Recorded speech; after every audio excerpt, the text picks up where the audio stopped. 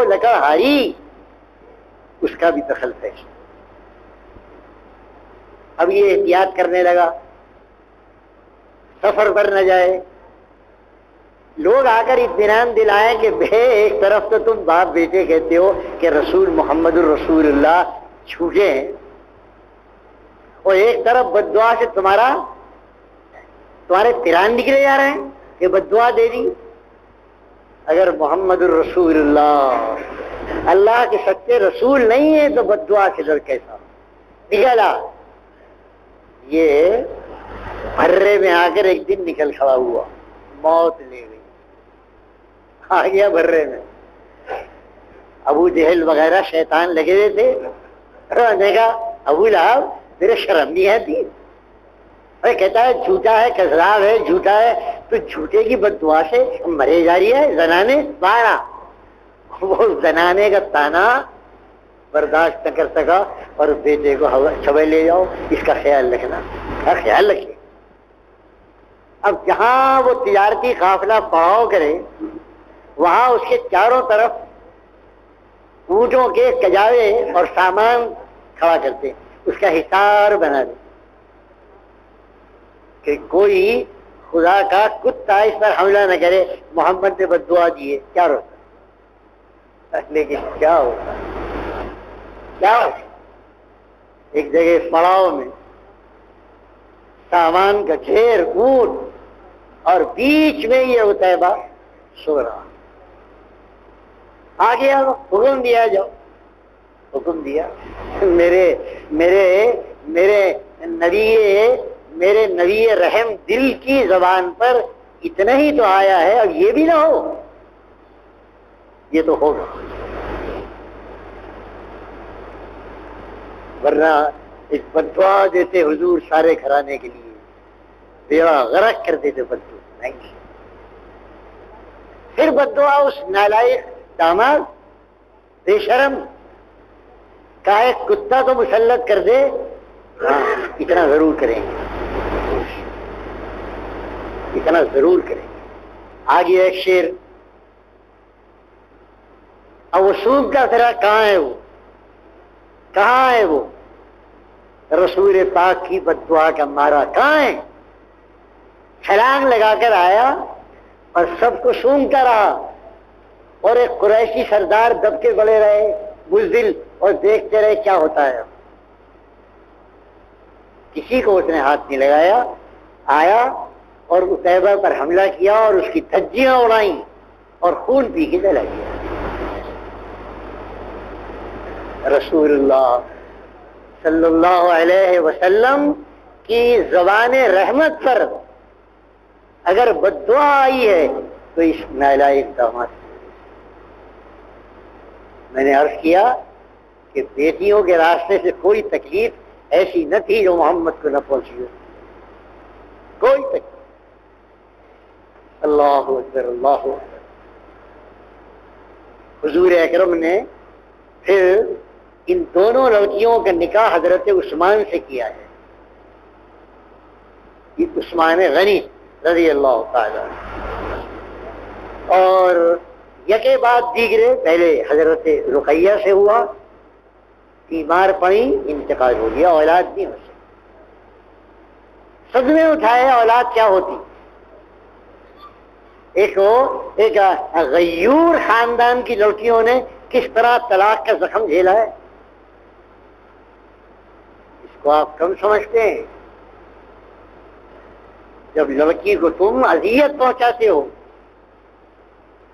اور تمہاری اذیت کا سبب تمہاری بوشیں ہوتی ہیں اور تمہاری عورتیں ہوتی ہیں اور وہ سمندنیں ہوتی ہیں, یہ سمندن تھی ام جنگی رسول اکرم صلی اللہ علیہ وسلم کی.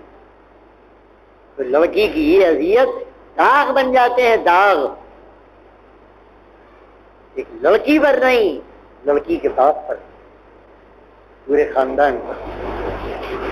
اور ہماری بے حسی کا کیا عالم ہے, ہماری بے حسی کا یہ عالم ہے کہ جب لڑکی کے باپ بنتے ہیں تو دھنا سے ہزاروں باتیں ملاتے ہیں, اور جب کسی لڑکی کے سسرے بنتے ہیں تو پلے درجے کے شیطان یہ ہمارا حال ہے. ہر مسلمان کے دو روپ ہے اللہ ماشاء اللہ، بہت کم ہوں گے. دو روپ ہے. جب بیٹی کا باپ بن کر روپ دکھائے گا تو خدا کی پر ہاتھ جوڑے گا. ہاتھ اس سے زیادہ کو بھلا آدمی نہیں. اور جب کسی کی بیٹی لے کر جائے گا تو اس سے بڑا کوئی نمرود نہیں، اس سے بڑا کوئی فرعون نہیں. ساری غیرت اب اس میں آ گئی. کیوں؟ کہ کسی کی بیٹی اس کے یہاں اور بے حیائی، اور میں اس کو بے ضمیری کہتا ہوں. عام طور پر ان مسلمانوں میں یہ جملہ ہے، یہ بیٹی کا باپ دبتا ہی ہے. اس کی پکڑ ہوگی.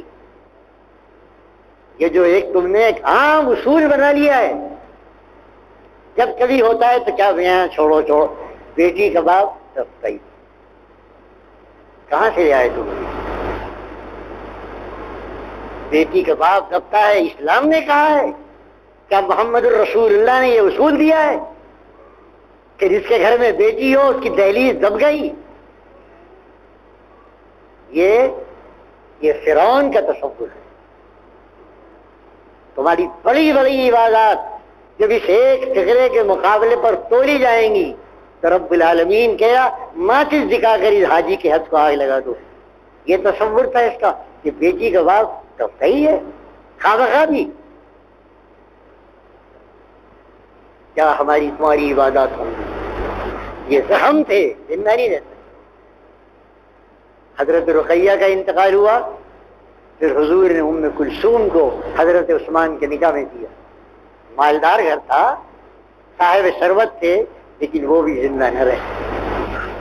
انتقال ہو گیا اور حضور نے فرمایا اگر محمد کے 10 بیٹیاں ہوتی تو 10 کی 10 میں عثمان کے نکاح میں دے دیتا، لیکن ختم ہو چکی. یہ بھی اسوہ رسول ہے، یہ بھی اسوہ رسول ہے. جس پر درود و سلام پڑھتے ہو وہ درود و سلام تمہارے منہ پر مار دیا جائے گا، کیونکہ تم نے اپنا ایک قومی تصور بنا لیا ہے. ہندو برا ہے، بہت برا ہے ہندو. ہندو کی کسی چیز کا نام دے لینا، ہندو برا ہے. لیکن ہندو تصور اس مسلمان کی رگوں میں موجود ہے. یہ تصور ہندو کا ہے کہ بیٹی کا باپ دبتا ہے.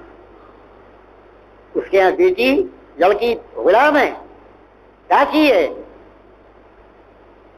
اور تمہارے یہاں لڑکی آبرو ہے، عزت ہے خاندان کی. یوں ہندو برا ہے، ہندو برا ہے، اس کا نام لے لو ہندو برا ہے. ہندو کا نام لیا نہیں ہے مسلمان کے گویا چنچن میں کانٹے نہیں، ہندو کا نام لیا ہے. اب ہندو تصور تو لیا بیٹھا ہے. اللہ تعالی ہم کو معاف فرمائے. رسول اللہ صلی اللہ علیہ وسلم کس قدر جان کھپائی ہے. انا بالبنات، اے لوگوں سن لو، میں بیٹوں کا باپ نہیں، میں بیٹیوں کا باپ. فخر کرو. بیٹی کا باپ دب جائے اس کو اصول نہ بناؤ، اصول نہ بناؤ. اللہ تعالی ہمیں اس ہندو ذہنیت سے بچائے. ہندو کی چٹیا دیکھ رہا ہو تو ڈر رہا ہو، ہندو کی لانگ دیکھ رہا ہو تو اور انگلی اٹھا رہا ہو، اور ہندو کی لٹیا دیکھ رہا ہو تو کہہ رہا ہو لٹیا ہے، میرے پاس لوٹا ہے. اور ہندو کی ذہنیت اندر لیے بیٹھے ہو، تو سب لیے بیٹھے، کوئی مستثنا نہیں ہے الا ماشاء اللہ. یہ زوال کا سبب ہے. اللہ کی وحدانیت اور محمد الرسول اللہ کے ساتھ جو رشتہ قائم کیا تھا، وہ رشتہ تمہارا سماجی زندگی میں ٹوٹ چکا. خالی یہاں کے سر مار لیتے ہو، کچھ نہیں ہے. تمہارے معاشی تعلقات، تمہارا لینا دینا، شادی بیاہ، سب ہندو ذہنیت کے ساتھ.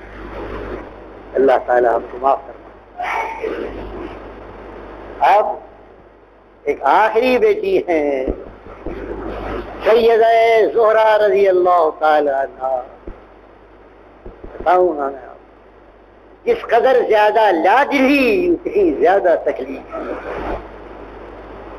اللہ تعالی ہم کو معاف فرمائے، معاف فرمائے اللہ تعالی. اللہ تعالی یہ ہمارے خون میں کو حصہ ہے نا اس ننیال کا، یہ اس کی نحوست ہے. سب نحوست اسی کی ہے. کوئی تم میں برہمن ہے، کوئی بنیا ہے، کوئی جھابڑا ہے، کوئی گھابڑا ہے، کوئی بھیڑیا ہے. یہ سب ہم تو سب کیا ہیں؟ ہے وہی اسلام قبول کر کر کے ہم نے اپنے آپ کو معزز بنایا ہے، لیکن وہ جو اندر ذہنیت تھی وہ موجود تھی، وہ ذہنیت موجود تھی اور موجود ہے. اللہ تعالی ہم پر کرم فرمائے اور ہم پر رحم فرمائے. چلو